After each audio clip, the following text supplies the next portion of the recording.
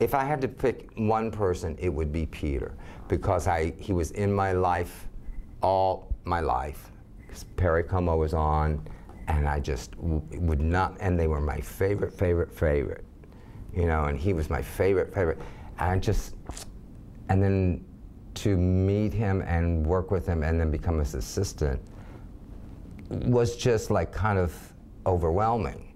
It was like, thank you, whoever you are up there, for letting my life connect with this person.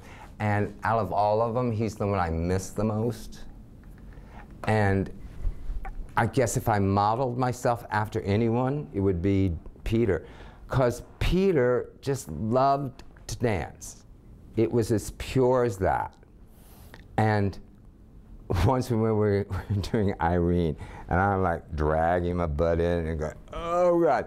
And I turn around, and there's Peter in his outfit. And he had his great outfit, and his hair, and his tie, and, you know, his bandana around his neck. And I went, how can he have that much energy? And I said, Peter, don't you ever get tired of this? And he went, never too tired to dance.